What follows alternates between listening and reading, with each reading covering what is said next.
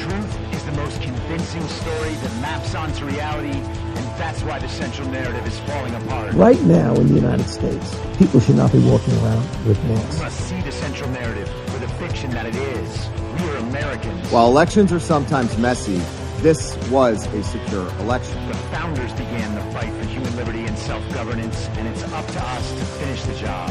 I'll tell you what, we are in a truth emergency right now. This is the end game.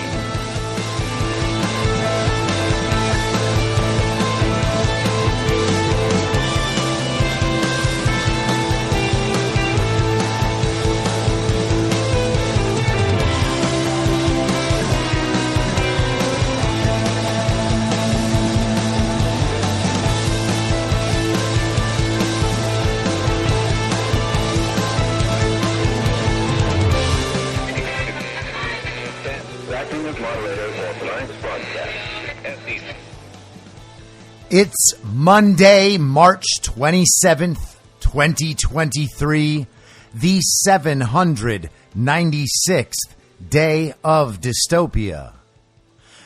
I'm your moderator, Chris Paul. Let's be reasonable. A warm welcome and hello to all of you listening to the podcast on the day of its release. The only way to do that is by becoming a paid subscriber at imyourmoderator.substack.com. You can do so for as little as $50 a year or $5 a month. And in doing so, you will be supporting me, the work I do, and this show as it expands. And if you can't, or you simply don't want to, continue listening to the podcast for free on a wide variety of podcast platforms. And of course, Rumble. All I ask is that you share it with your friends. You can find the links to the podcast, the writing, the social media, and the merch site by visiting linktree.com/I'm your moderator. Now, Donald Trump kicked off the 2024 campaign rally season with a rally in Waco, Texas on Saturday, and his speech was absolutely great. And I hope to get to some of the highlights of that a little later on if we have time. But I want to start in a place that we kind of left off last week with that article about Elon Musk and how his various companies have this major impact not only on where the world's going, but on our national security, and how the regime doesn't have much control over what's going on with Elon Musk. They're not getting what they want out of him. Kim.com had a couple of posts on Twitter last night about this. He said Ukraine is now using Starlink drones to drop chemical gas grenades on Russian soldiers. Zelensky is abusing the generosity of Elon Musk, who offered free satellite internet connectivity for civilian use, not as a drone component for chemical weapon attacks and war crimes. And he went on. Background: Ukrainian soldiers mounting chemical gas grenades onto drones, and he shows a video from RT. There are many videos like this online, including videos that show the devastating effects of using these banned chemical weapons against Russian soldiers. If the U.S. government is preventing Elon Musk from terminating Starlink in Ukraine with a national security order, then there is nothing Elon can do about it. He couldn't even tell you about it because if he is not complying with the gag order, he would go to jail. Now, it's hard to say how accurate Kim.com is about all of this, but it is very interesting to see someone from Normieville talking about Ukraine's use of chemical weapons as a given. Probably hurt a lot of feelings with that one. This is from the New York Times yesterday. Speaking of Elon Musk, Twitter says parts of its source code were leaked online. Parts of Twitter's source code, the underlying computer code on which the social network runs, were leaked online, according to a legal filing. A rare and major exposure of intellectual property as the company struggles to reduce technical issues and reverse its business fortunes under Elon Musk. And Elon has been tweeting consistently about how the business is going just fine, and it looks like they are going to break even in quarter two after being expected to lose $3 billion a year when he took it over. As for their technical issues, I'm not sure what they mean. Twitter has been working generally just fine. It still has problems with censorship and the reduction of dissenting narratives. And of course, people are still banned, but Twitter doesn't have some major technical problem. Although, in the eyes of the New York Times, who knows? Twitter moved on Friday to have the leaked code taken down by sending a copyright infringement notice to GitHub, an online collaboration platform for software developers where the code was posted according to the filing. GitHub complied and took down the code that day. It was unclear how long the leaked code had been online, but it appeared to have been public for at least several months. Twitter also asked the U.S. District Court for the Northern District of California to order GitHub to identify the person who shared the code and any other individuals who downloaded it, according to the filing. Twitter began an investigation into the leak, and executives handling the matter have surmised that whoever was responsible left the San Francisco-based company last year. Two people briefed on the internal investigation said. Since Mr. Musk bought Twitter in October for $44 billion, about 75% of the company's 7,500 employees have been laid off or resigned. The executives were only recently made aware of the source code leak, the people briefed on the internal investigation said. One concern is that the code includes security vulnerabilities that could give hackers or other motivated parties the means to extract user data or take down the site, they said. So this sounds like it is reporting news of the past. To me, it reads like it is seeding a narrative for the future. When you hear about how user data has been extracted and exploited, or the site has problems, they'll say, hey, we told you it was all about that source code being leaked. The exposed source code adds to the challenges facing Mr. Musk's Twitter. Technology companies often view such code as a closely held secret and do not share it for fear that it could give competitors an unfair advantage or reveal security vulnerabilities. But even as tech companies strive to protect their code bases, they have become ripe targets for opportunists, hackers, and others. Last year, a hacking group successfully stole source code from Microsoft and other major companies.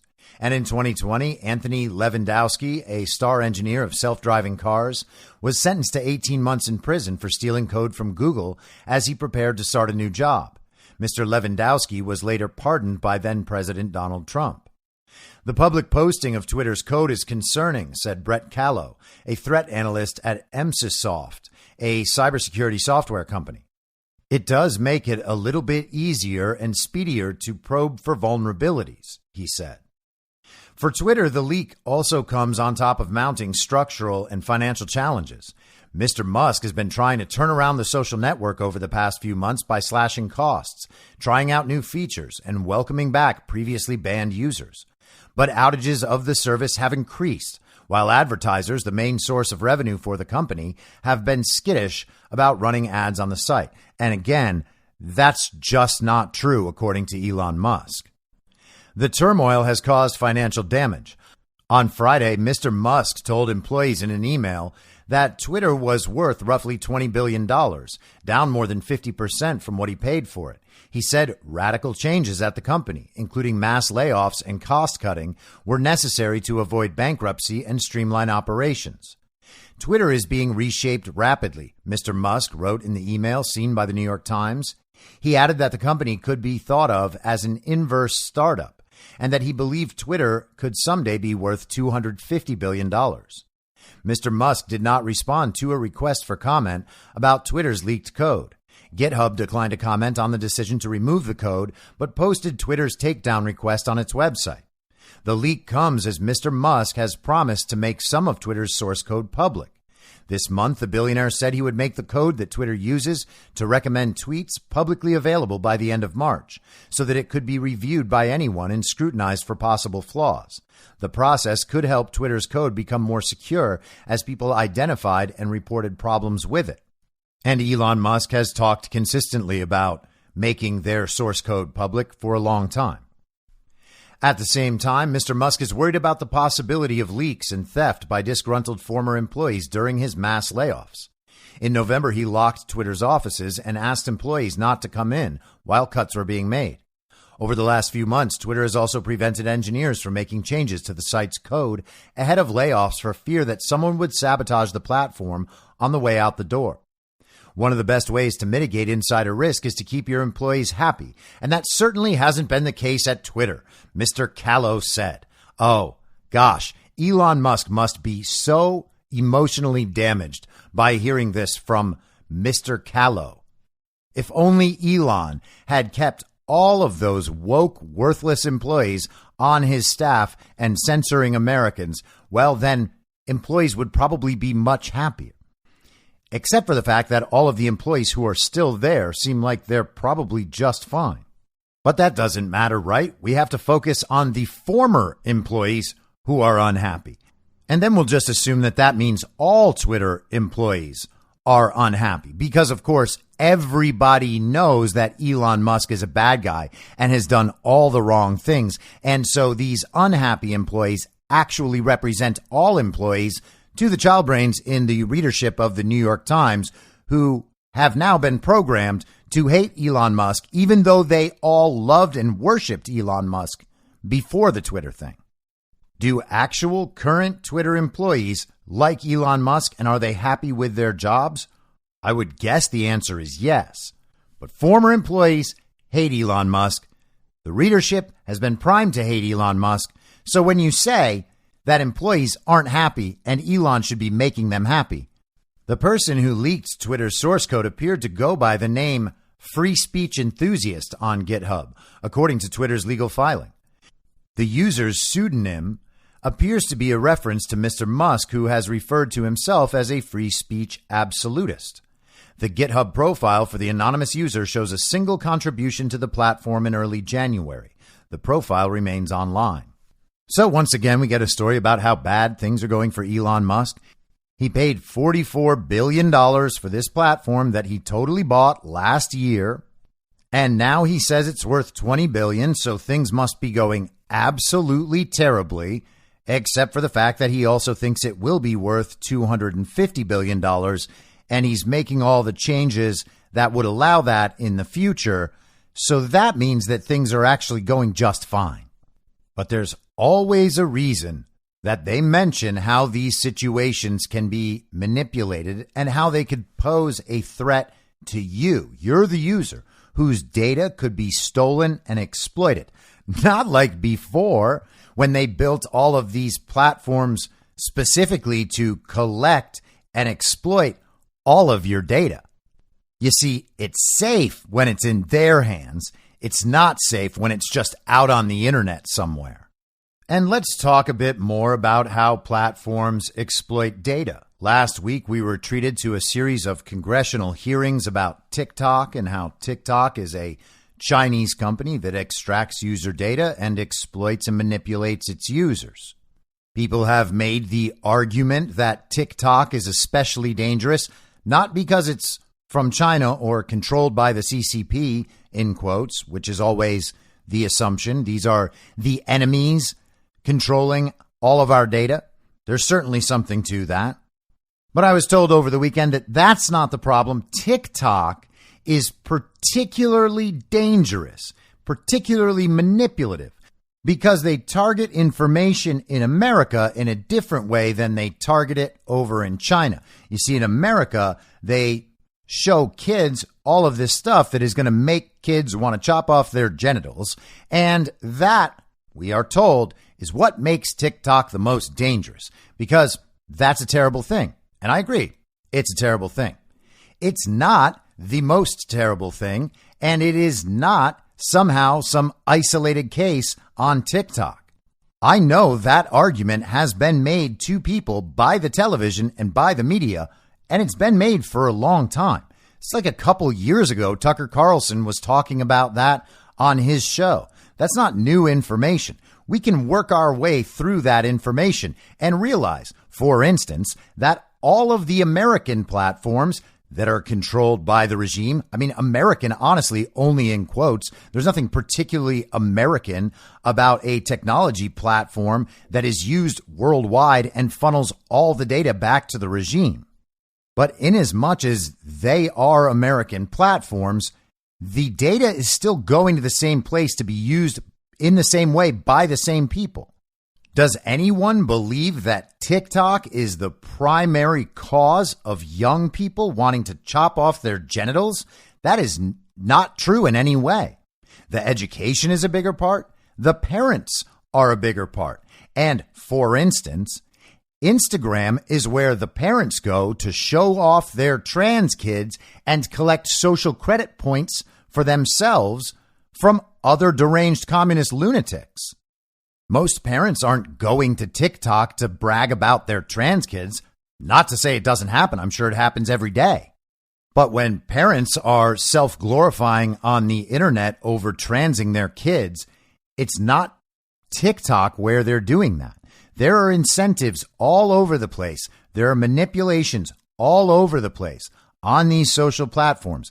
They are literally built to take your data and to track you and manipulate you using various incentives and punishments on their platforms. They trigger little dopamine hits all day that encourage you into a certain style of behavior online. The problem is far bigger than TikTok. It's far bigger than China, and it's far bigger than how TikTok affects your brainstem. Ooh, there was a scientific study about the brainstem that shows TikTok is the very, very worst on the brainstem. Hey, here's the thing. If the platforms hadn't manipulated all of America into believing that somehow Joe Biden received 81 million real legal American votes from his basement, we'd be in a different world right now. If those very same platforms hadn't legitimately helped manipulate those elections the way Facebook did with the Center for Tech and Civic Life, literally purchasing election judges all around the country, putting ballot drop boxes all around the country, then we wouldn't be in this position. Donald Trump would be president. America would know what's actually going on in their society if it weren't for censorship on platforms like Twitter. And the trans thing would be far down on the list where it should be, because that problem would obviously be solved since there is no majority of Americans who supports the insane left-wing position on trans issues. And what options were we given by our very faithful, legitimately elected representatives? Well, we can ban the platform in the United States, or we can heavily regulate it. Which one of those things do you trust our censorious and manipulative, illegitimate federal government representatives to do successfully on your behalf? The answer should be neither. So there's no reason to trust that what they're saying is true, what they want to do is good, and that they're trying to help, especially while they are shifting your focus from the actual issue, which is that all of these platforms take all of your data to manipulate you, to how China is very, very bad and TikTok is very, very different. But this issue isn't only playing out in the United States. This is from Reuters today. Japan lawmakers eye ban on TikTok, others if used improperly. A group of Japan's ruling Liberal Democratic Party lawmakers plans to compile a proposal next month urging the government to ban social networking services such as TikTok if they are used for disinformation campaigns, an LDP lawmaker said on Monday.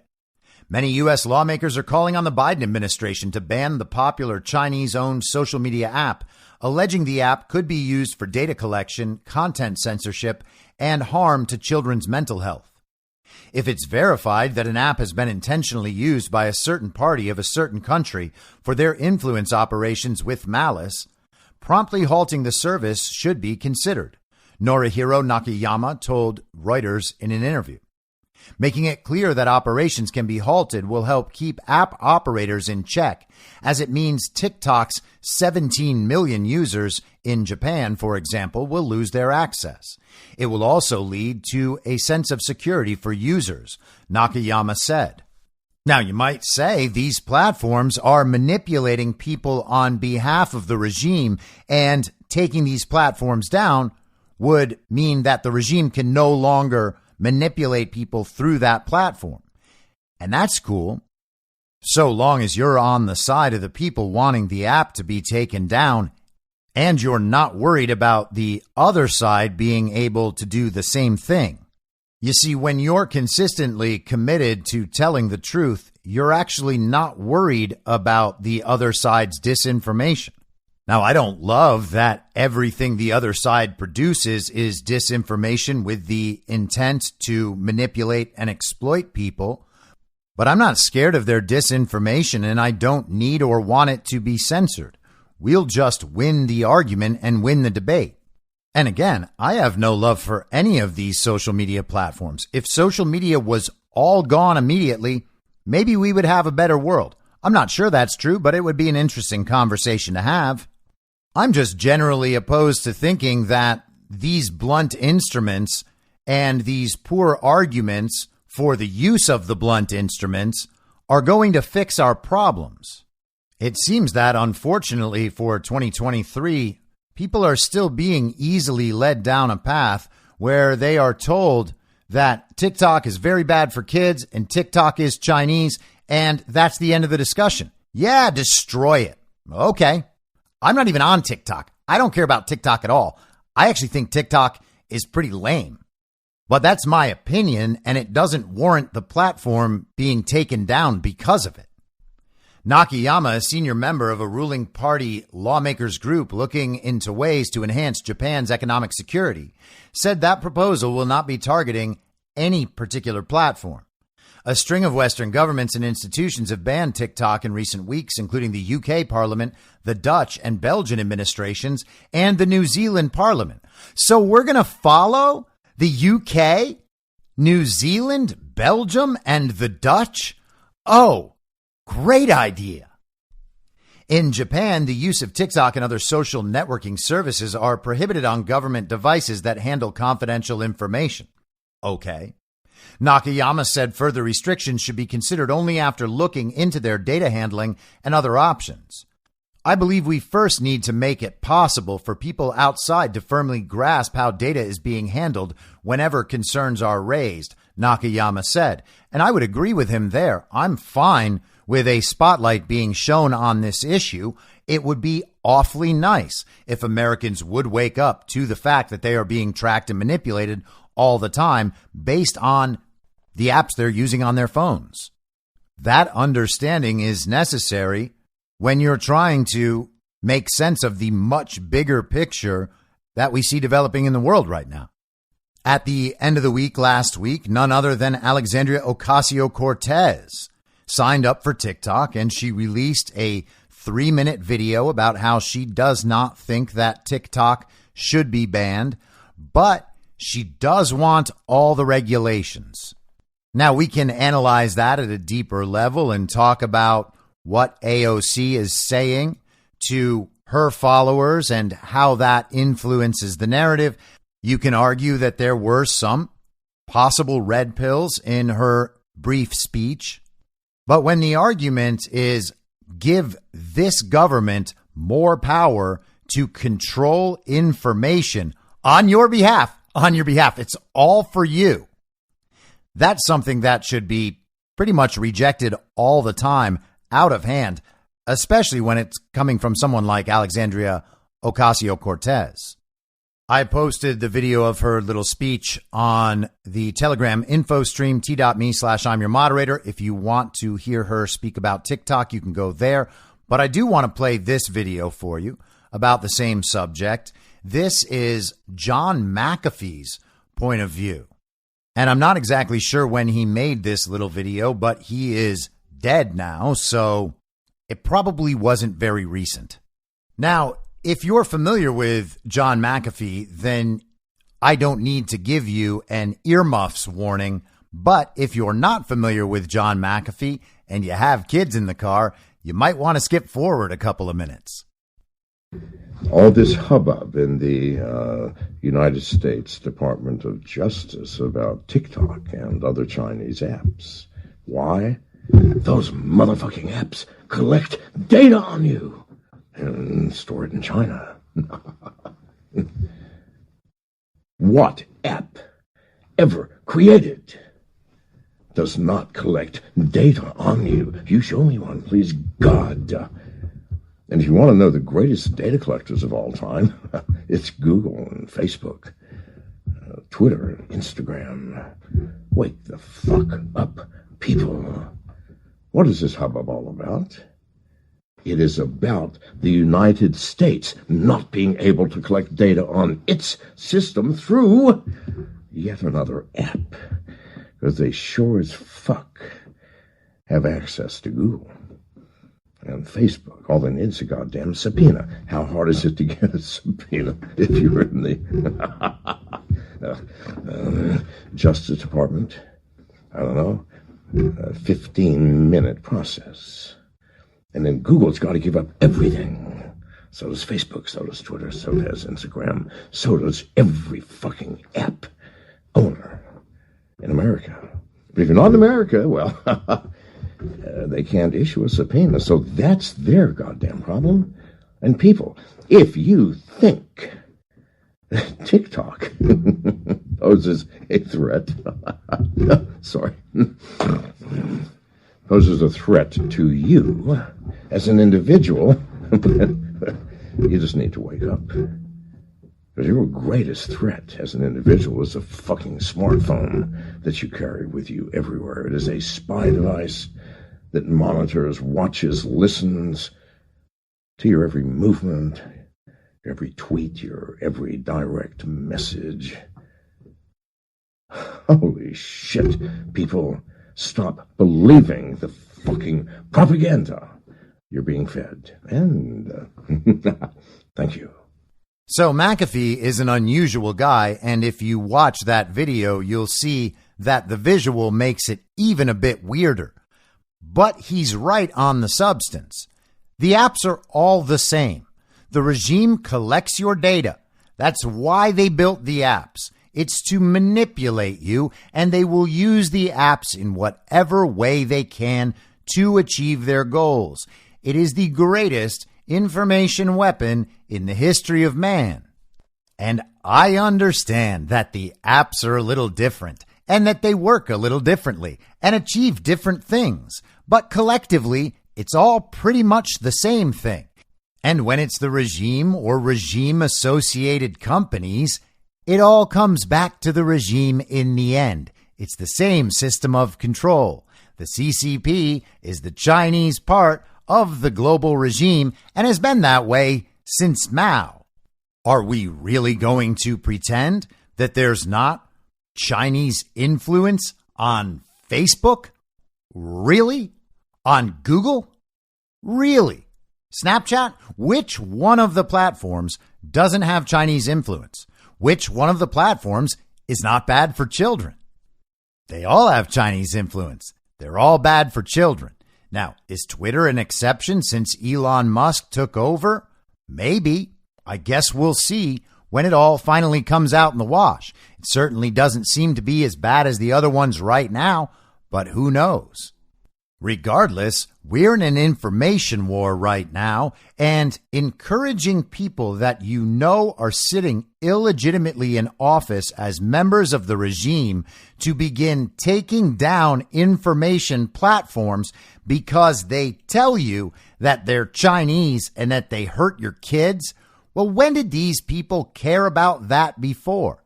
How many officials in our government talking about either heavily regulating TikTok or banning the platform completely have been taking CCP money for the entirety of their political careers? When was the last time they genuinely cared about your children? Do not be convinced by these people. They're lying. And there was an interesting tweet about a related subject last night from General Spalding on Twitter. He tagged Vivek Ramaswamy and said, "Here is a story of how corporate America promotes the interests of the CCP. Many, like Joshua Steinman, like to insinuate I did something wrong at the National Security Council by writing a memo for internal consumption about 5G. They say it was beyond my remit. But strategy is cross-functional and trans-regional. That's how General Flynn set it up. While he was gone when I arrived, the mission for the office remained the same. Onto the paper, you can still download it here, and he links to an Axios article from 2018, which I'll share with you in just a second. If it was so bad, why didn't the Trump administration distance itself from the idea? Why does the NSS contain this line, quote, We will improve America's digital infrastructure by deploying a secure 5G internet capability nationwide. He says, see it here on page 19, and he links to a document from the NSS archive.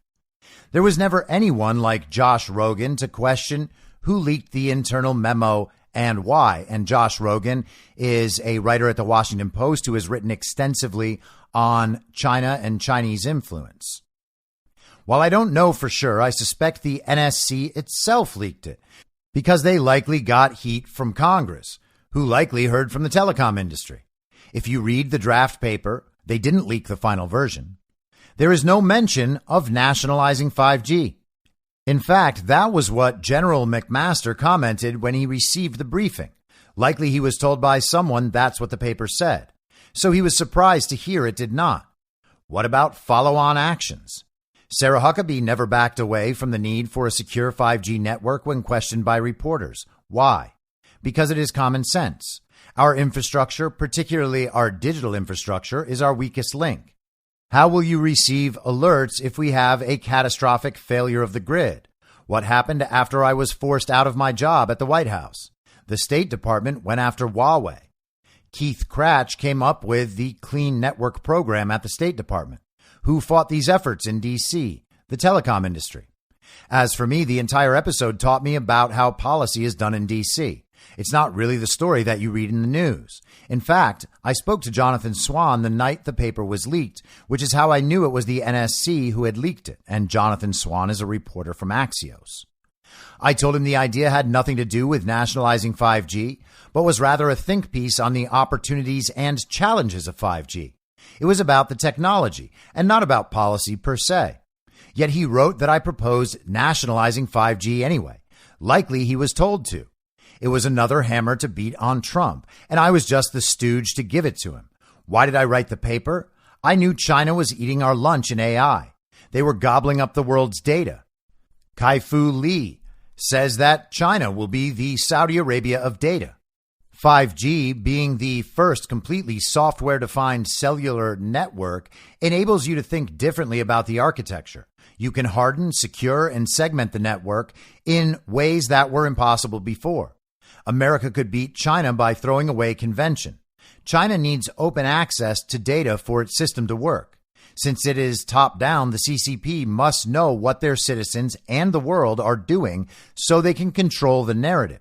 And you can think of the global regime in place of the CCP in that sentence and still have the same meaning and still be entirely accurate. Democracies, being bottom-up, can trust their citizens with privacy and data sovereignty. I remember a group of engineers who told me we couldn't secure the data, quote, because we don't build networks like that, end quote. I threw up my hands and said, that's the whole point. As for me, the leak was a blessing in disguise. It allowed me to pursue my passion for technology and away from politics, and it taught me a valuable lesson about how American policy is made. In the end, it's not about what is right. It's about whose rights are protected, and it's certainly not the American people. And in most cases today, it benefits the CCP, and you can again substitute global regime. That is the world America built, and yet the Constitution is still worth defending against totalitarians like the CCP. And addressing Ramaswamy here at the end, Spalding says, I like how you, a child of immigrants, make that point so very clear. Here is the article from Axios in 2018. Scoop, Trump team considers nationalizing 5G network. And of course, Jonathan Swan is the lead reporter in the byline. Trump national security officials are considering an unprecedented federal takeover of a portion of the nation's mobile network to guard against China, according to sensitive documents obtained by Axios. Why it matters. We've got our hands on a PowerPoint deck and a memo, both produced by a senior National Security Council official, which were presented recently to senior officials at other agencies in the Trump administration.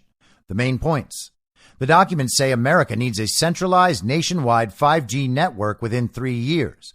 There will be a fierce debate inside the Trump administration and an outcry from the industry over the next 6 to 8 months over how such a network is built and paid for. And again, General Spalding said clearly that Axios misrepresented his work.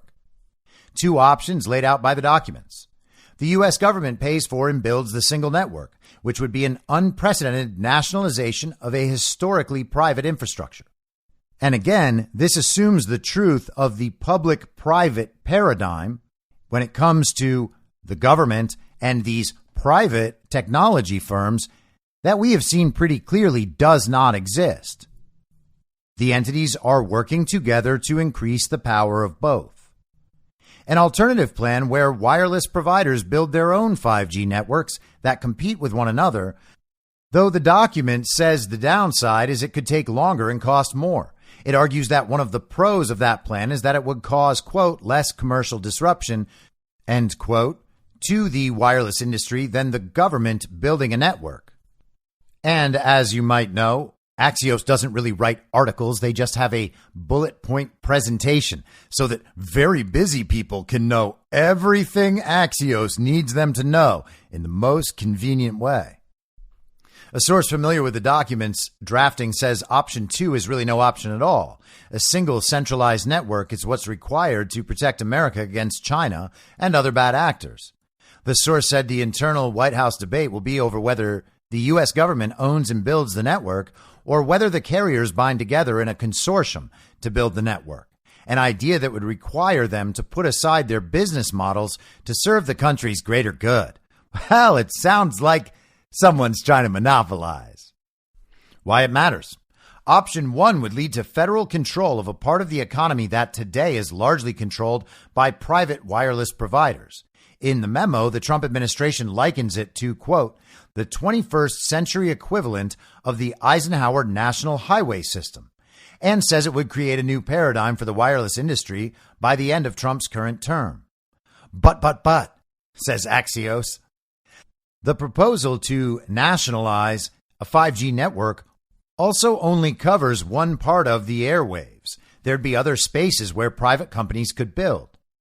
The PowerPoint presentation says that the U.S. has to build super-fast 5G wireless technology because, quote, China has achieved a dominant position in the manufacture and operation of network infrastructure, and, quote, China is the dominant malicious actor in the information domain. To illustrate the current state of U.S. wireless networks, the PowerPoint uses a picture of a medieval walled city compared to a future represented by a photo of Lower Manhattan.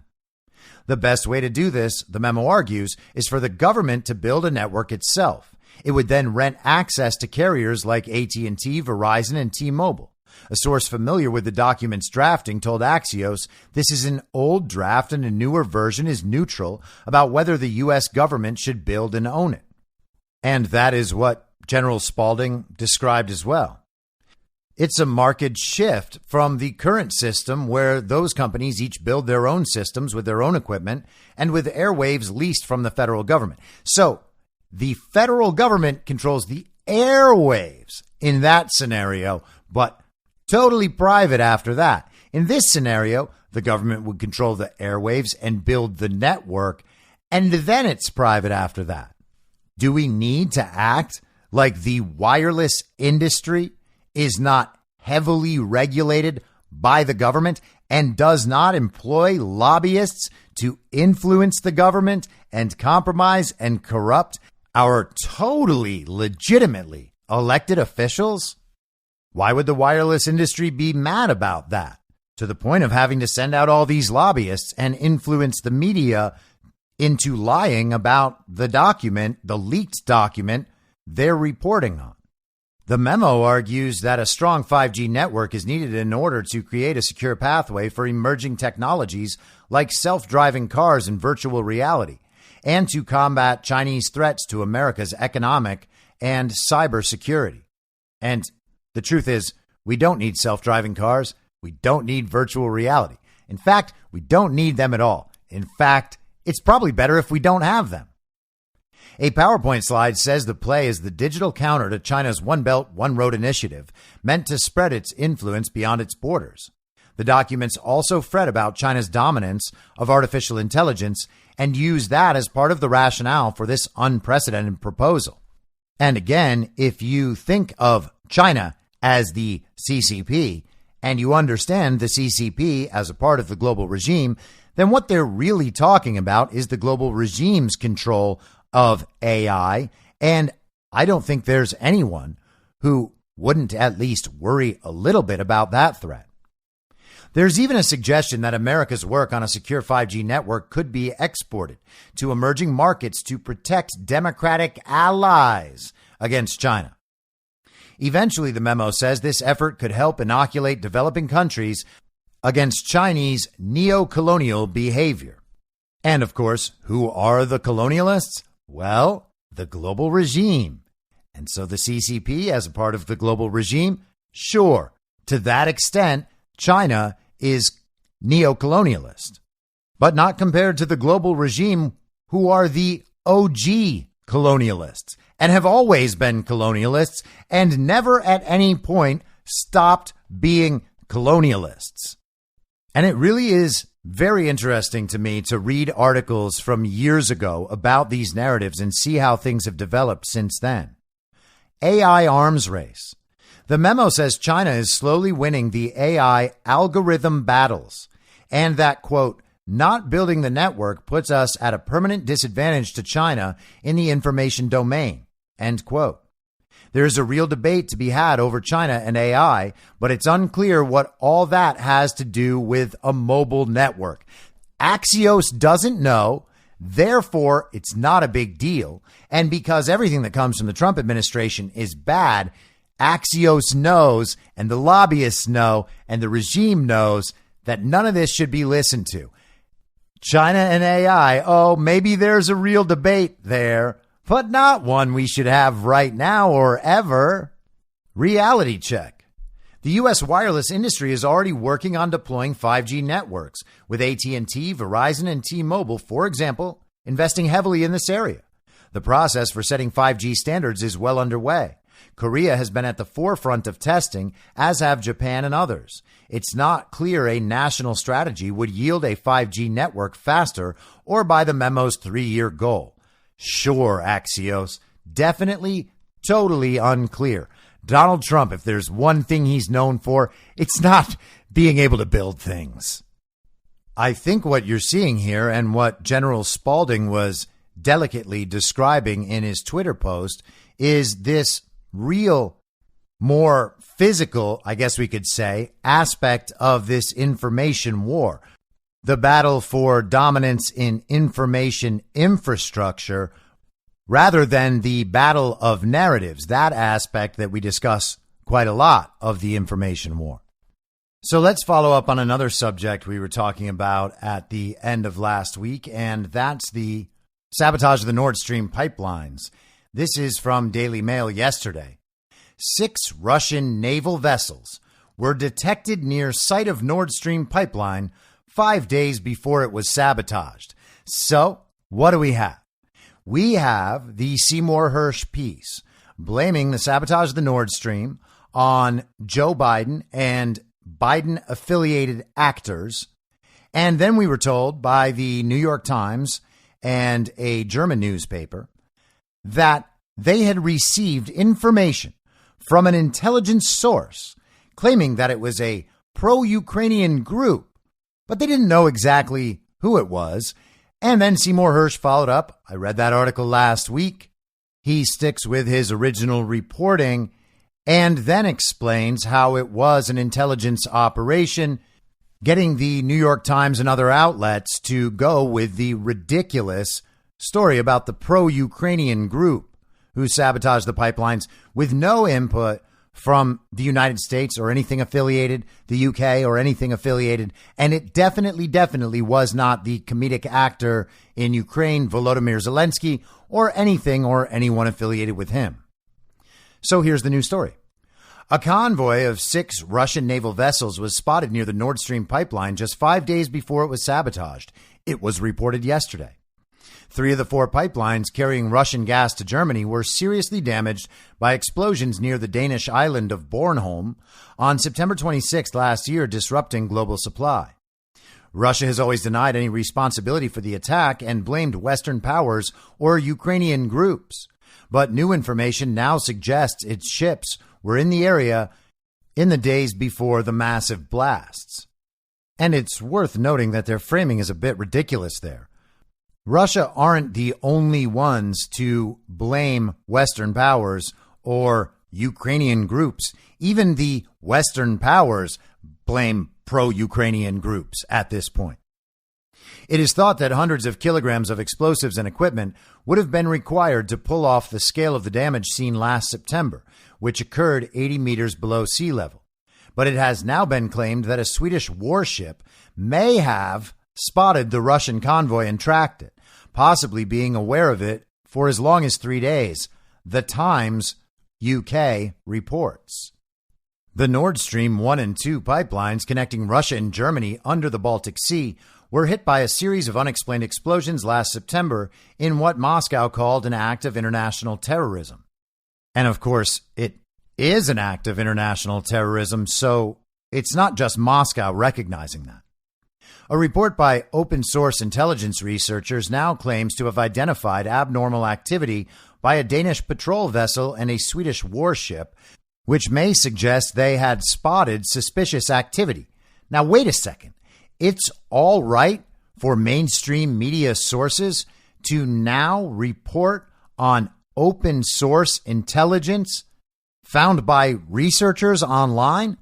I thought that was a conspiracy theory. I mean, that is exactly what QAnon does. I was under the impression that people doing their research was very dangerous and not helpful. The researchers say the ships appeared to have seen something unusual on September 22nd or 23rd when they were allegedly tracking a contingent of Russian naval ships which had broken away from a larger exercise 3 days before. These claims, first revealed in the German news site T-Online, originated from sources in the security services and detailed the convoy, including 2 Russian tugs, a surveillance ship, and a submarine rescue ship, SS-750, built in 1990. And they go on about how military analysts, had said, yeah, this has to be it. I wish they would publish the rules about when it's okay to use open source intelligence in order to attempt to understand what's going on in the world and how that open source intelligence becomes more valuable when military analysts are agreeing that the conclusion they've reached may be what happened. I mean, let's read this paragraph once again, because this is what warrants this major headline in the Daily Mail. 6 Russian naval vessels were detected near site of Nord Stream pipeline 5 days before it was sabotaged. This is how you end up getting people to believe utterly ridiculous narratives like that Russia was responsible for this sabotage. Here's the paragraph again. The researchers, so that's who's come up with this information, just researchers in general, say the ships appeared to have seen something unusual on September 22nd or 23rd when they were allegedly tracking a contingent of Russian naval ships which had broken away from a larger exercise 3 days before. So there's your proof that it was Russia. It's that simple. Forget Seymour Hersh, forget logic, forget everything else that anyone has found about the situation. Now we have our solution. It only took 6 months, but now we have located a narrative with enough substance that we can go out and say, hey, you know what? It was still probably Russia. I guess cheers to those researchers for having such a profound impact with their research. And here's the part that really nails it down. It would make absolute sense to use something like the AS-26 for such an attack, Danish corvette captain and military analyst Johannes Rieber told T-Online. That would be the most plausible explanation so far for what happened to the Nord Stream pipeline. And I guess that's it. We're just going to have to go with this. This is the most plausible thing. You know, these boats appear to have seen another boat doing something, and allegedly, this must be what happened. Now, a lot of you are probably familiar with Yuri Bezmenov. He was an anti-communist Russian journalist and a KGB informant who eventually defected to Canada. He has talked at length about misinformation and disinformation operations about propaganda. And he's just a wealth of information about how this stuff works. He had a few interviews from, I believe, the 80s that have resurfaced over the last few years. And this one made the rounds online yesterday. It's so good that I just had to share it. And with how often we talk about misinformation and disinformation, propaganda and censorship, it's always worth remembering that none of this is anything new. Several times before about ideological subversion. That is a phrase that I'm afraid some Americans don't fully understand. When the Soviets use the phrase ideological subversion, what do they mean by it? Ideological subversion is the slow process which we call either ideological subversion or active measures, активные мероприятия in the language of the KGB, or psychological warfare. What it basically means is to change the perception of reality of every American to such an extent that despite of the abundance of information, no one is able to come to sensible conclusions in the interests of defending themselves, their families, their community, and their country. It's a great brainwashing process which goes very slow, and it's divided in four basic stages. The first one being demoralization. It takes from 15 to 20 years to demoralize a nation. Why that many years? Because this is the minimum number of years which requires to educate one generation of students in the country of your enemy, exposed to the ideology of the enemy. In other words, Marxism-Leninism ideology is being pumped into the soft heads of at least 3 generations of American students without being challenged or counterbalanced by the basic values of Americanism, American patriotism. The demoralization process in the United States is basically completed already. For the last 25 years, actually it's overfulfilled because demoralization now reaches such areas where previously not even Comrade Andropov and all his experts would even dream of such a tremendous success. Most of it is done by Americans to Americans, thanks to lack of moral standards. As I mentioned before, exposure to true information does not matter anymore. A person who was demoralized is unable to assess true information. The facts tell nothing to him. Even if I shower him with information, with authentic proof, with documents, with pictures, even if I take him by force to the Soviet Union and show him concentration camp, he will refuse to believe it until he is going to receive a kick in his fat bottom. When a military boot crashes his balls, then he will understand, but not before that. That's the tragic of the situation of demoralization. The next stage is destabilization. This time, subverter does not care about your ideas and the patterns of your consumption. Whether you eat junk food and get fat and flabby, it doesn't matter anymore. This time, and it takes only from 2 to 5 years to destabilize a nation, what matters is essentials: economy, foreign relations, defense systems. And you can see it quite clearly that in some areas, in such sensitive areas as defense and economy, the influence of Marxist-Leninist ideas in the United States is absolutely fantastic. I could never believe it 14 years ago when I landed in this part of the world that the process will go that fast. The next stage, of course, is crisis. It may take only up to 6 weeks to bring a country to the verge of crisis. You can see it in Central America now. And after crisis, with a violent change of power, structure, and economy, you have so-called the period of normalization. It may last indefinitely. Normalization is a cynical expression borrowed from Soviet propaganda. When the Soviet tanks moved into Czechoslovakia in '68, Comrade Brezhnev said, "Now the situation in brotherly Czechoslovakia is normalized."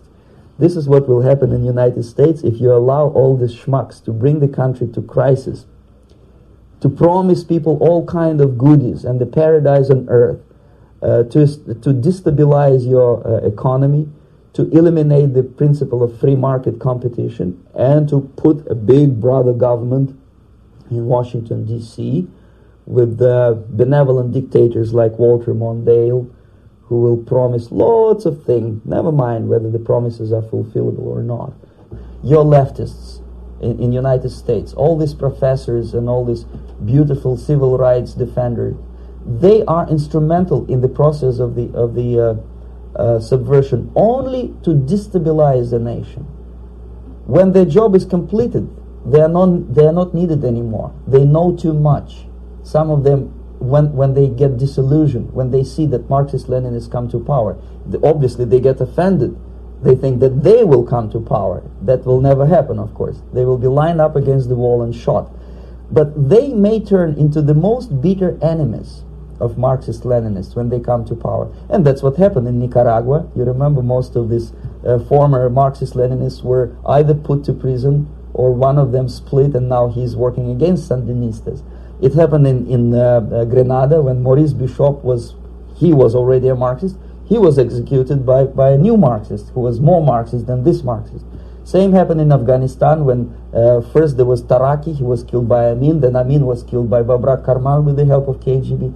Same happened in Bangladesh when Mujibur Rahman, very pro-Soviet leftist, was assassinated by his own Marxist-Leninist military comrades. It's the same pattern everywhere. The time bomb is ticking with every second. And that whole clip is just so interesting, so accurate. You can see all of that playing out in real life right now. And that was nearly 40 years ago. That's how long the project had already been going at that point. Think about the people who supported Joe Biden, the people who are covering up election fraud, the people who cannot stop injecting themselves with a toxic experimental substance that can't protect them from a disease that can't kill them. The people supporting Nazis in Ukraine because they were told to. The people wearing masks alone in their cars. The people who were willing to have their entire society destroyed, rationalizing it by saying that they were saving lives by doing it. People who now pretend not to know the difference between men and women and will call a man a woman because they're told to, and they know that they might get rewarded if they act on their best behavior and might get punished otherwise. That's demoralization. People no longer want to fight for themselves. People will refuse to accept the truth in front of them to their own detriment because they've been convinced that their thoughts, their beliefs, their understanding of how things are is totally irrelevant in comparison to what the state tells them. It's Stockholm Syndrome on a massive scale, and it's what allows this sort of thing to happen. This is from newscientist.com today. The author is Michael LePage.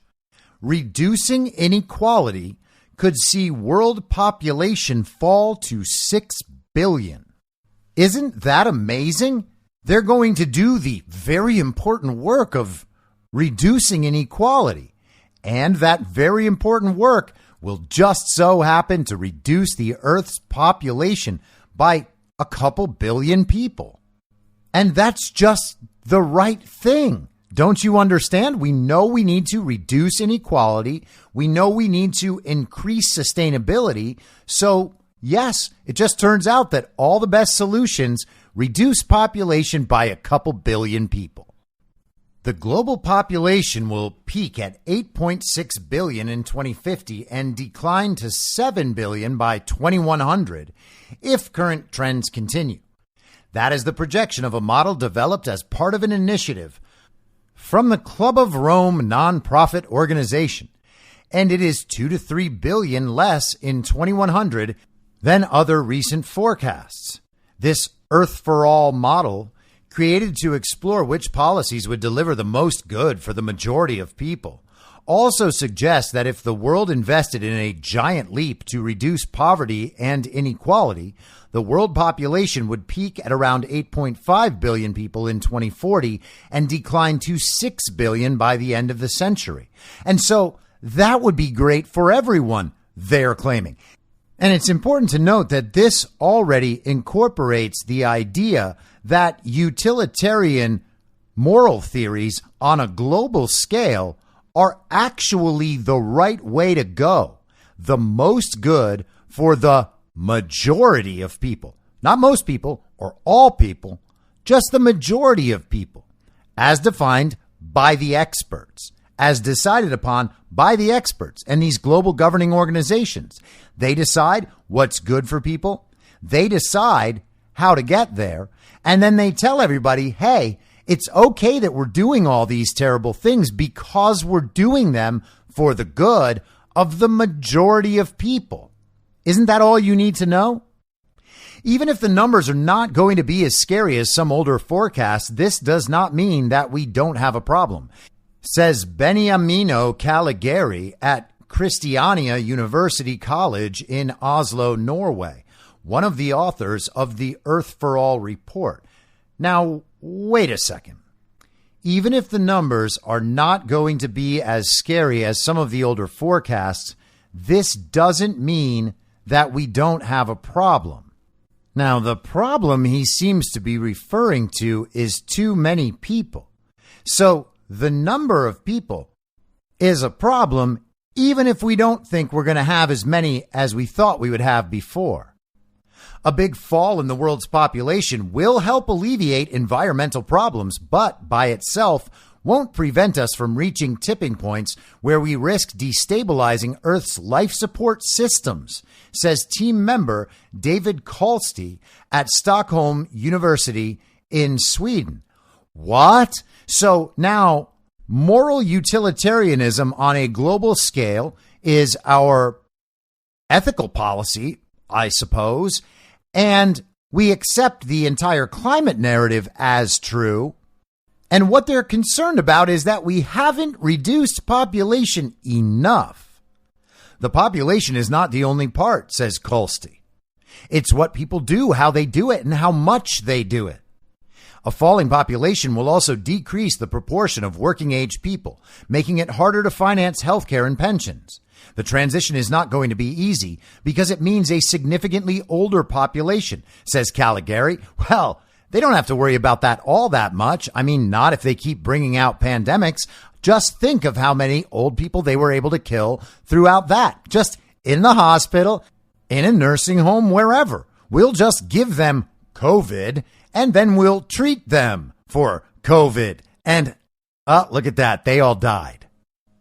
While these latest projections are the lowest ones yet, all recent global demographic projections suggest that the world population will start to decline by the end of the century as a result of people having fewer children. But they're not sterilizing you with the vaccines. There's no way that could be true. Those are baseless claims. There's no evidence for it. No evidence anywhere. Except there is evidence. And it's in the pharma company's documents about the vaccines. Do they cause reproductive harms? Yup. How did that happen? By accident? You can't give them the benefit of the doubt on that, can you? So what does that mean? Oh, it works in the same direction as the rest of their agenda? What a coincidence. It would require a tremendous effort to overturn this, says Caligari. Countries such as South Korea that are trying to stop their populations falling haven't managed to do so, he adds. The United Nations says the number of people in the world passed 8 billion sometime last year. It projects that global population will grow to more than 10 billion before beginning to decline around 2100. The UN's forecasts are based on extrapolating existing trends in population numbers and don't take into account the causal factors determining how many children people have or how long people live. So much like their climate projections, they just make everything up and then push their agenda based on whatever conclusions they reach. Independent groups that factor in the causal factors behind population trends have come up with lower estimates. For instance, Stein Emil Volset at the University of Washington in Seattle has modeled population growth based on factors such as the level of education of women and access to contraception. In 2020, his team projected that the population will peak below 10 billion around the 2070s and fall to around 9 billion by 2100. And of course, they just made that up too. And wasn't the University of Washington also involved in modeling all of the COVID forecasts? Great job they did on that. The Earth for All model is more complex and includes environmental, economic, and social factors, such as food production, income, taxes, energy, and inequality, and the feedback loops between these factors. It also incorporates the expected impacts of global warming and uses GDP per person as proxy for educational attainment and access to contraceptives. And that's not a proxy for that in any way at all. It kind of sounds like they are just using variables that are dictated by the global regime in terms of the implementation of their agenda. And they're just saying, hey, if this part of the agenda goes well enough, we'll have this number. If this part goes well enough, we'll have this number. If all the parts go really, really well, we can probably get the population down really low. But, you see, that's a conspiracy theory. The reduction of global population is absolutely their goal, but that's only to bring about equality and save the Earth from the sun.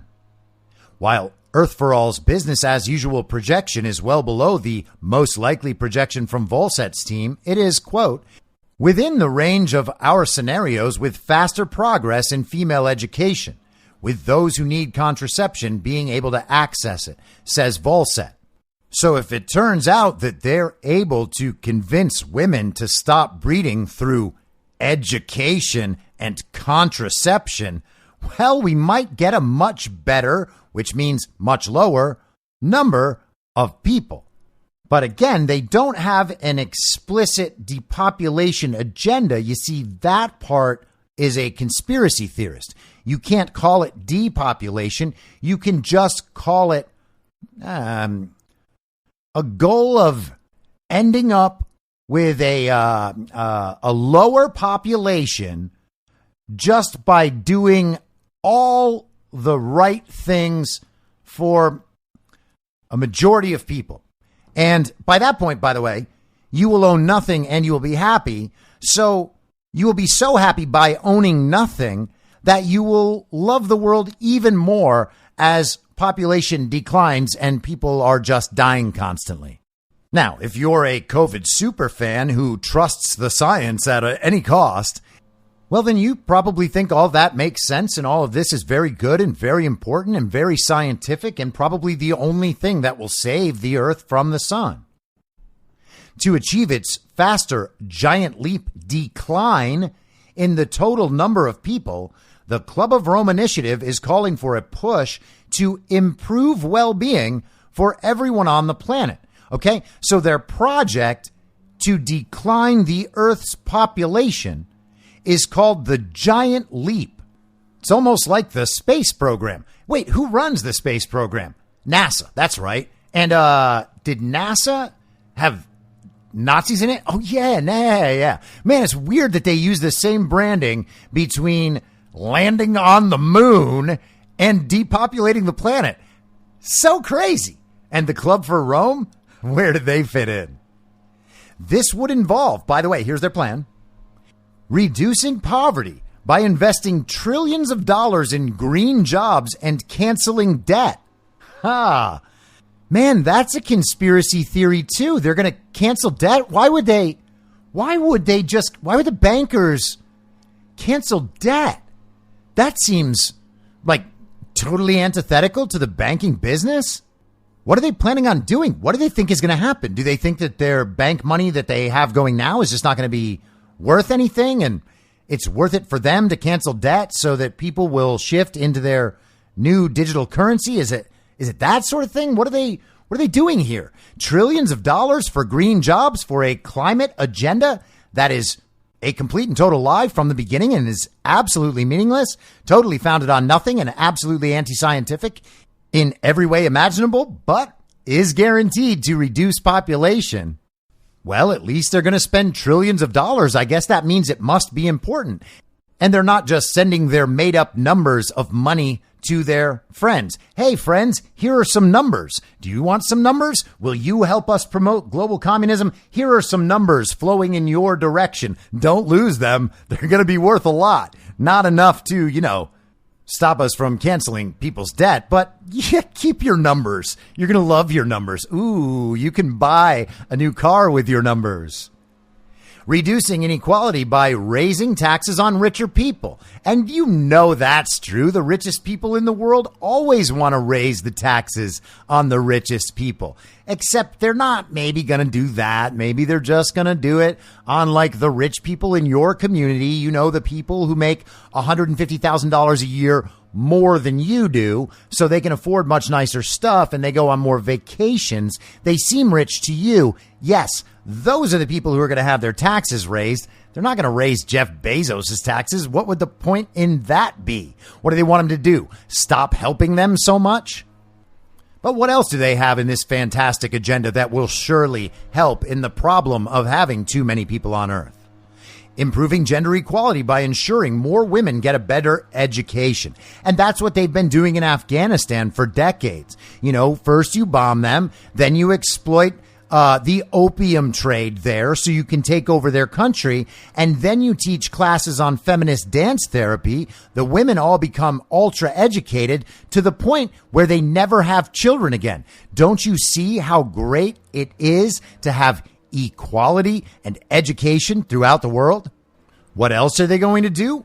Well, they're going to promote diets that are healthier and greener, which means you get as many crickets to eat as you want. Now, do insects have tons and tons of parasites? Yes. Can those parasites cause diseases, including cancer, when you eat them? The answer, once again, is yes. Now, wouldn't they be worried about the health problems that could come from parasites arriving in your body from the crickets you're now eating in service of the green agenda? Well, no, because you got to remember, all of this reduces the population of the planet, which is good for equality and good for sustainability. And if NASA wasn't constantly landing on the moon all the time, oh wait, they don't do that? What does NASA do? Wait, why do we have NASA? Well, anyway, NASA would totally agree. And finally, here's how we're going to reach their amazing goal. Electrifying everything that can be electrified and generating that electricity from renewable resources. You're going to have a very smart home. Your very smart home can be turned off anytime they want. You like your room at 72 degrees during the hot summer? Well, it's going to be 78. You want to keep your thermostat at 68 during the cold winter? Well, no. It's going to be about 58. You're just going to have to wear a jacket inside, but hey, that's not a big deal. Not when you know you're helping to save the planet and reduce the global population. And I know what you're thinking. Well, that doesn't make a damn bit of sense. It does if you're educated. And by the way, guys, if you are interested in the historical bigger picture of all of this stuff, I cannot recommend highly enough spending the time going through the Prussiagate Substack by Will Zoll. It's just prussiagate.substack.com. None of what we are seeing is new. None of it is random. None of it is a conspiracy theory. It is a system. We can see the system. They tell us about the system, what it's designed to produce. We can see the implementation of the system. We can see the system functioning and producing the results the system is intended to produce. What's happening here has happened elsewhere in various forms. It is happening elsewhere in various forms right now. We can watch it and be aware of it as it happens. I would also highly recommend my friend Patrick Gunnell's readings of Prussiagate on his show, Reading Epic Threads, on Rumble. You can search Prussiagate P. Gunnells on Rumble and find most of them. I find it's best to search with the titles of the article, like Prussiagate, an ode to the Prussian pickle, P. Gunnels, or Prussiagate, not since 1917, P. Gunnels, and you will find the episodes. Patrick usually does a 15 or 20-minute opening intro video. Occasionally, he will read other articles before the Prussiagate article, but as always, his readings are excellent. The articles are can't miss. I cannot recommend this series highly enough. I find it absolutely fascinating and incredibly clarifying about the big picture view, what we're seeing develop in the world. So spend some time with it. It's worth it. I'll be back tomorrow at the same reasonable time on the same reasonable podcast network. I don't have a network. Masks and lockdowns don't work. They lied to you about a pandemic. And Joe Biden will never be president. In my mind, that's the end game. If you're listening to this episode for free, you can support me and support the show and the work I do by signing up for a paid subscription at imyourmoderator.substack.com. You can do so for as low as $50 a year or $5 a month. Comes out to under a quarter per episode, and you'll blast right through the paywall for all of the writing. The merch store is www.cancelcouture.com, and you can find everything else by heading to Linktree. Linktree.com/I'mYourModerator. And I'll see you soon out on the range.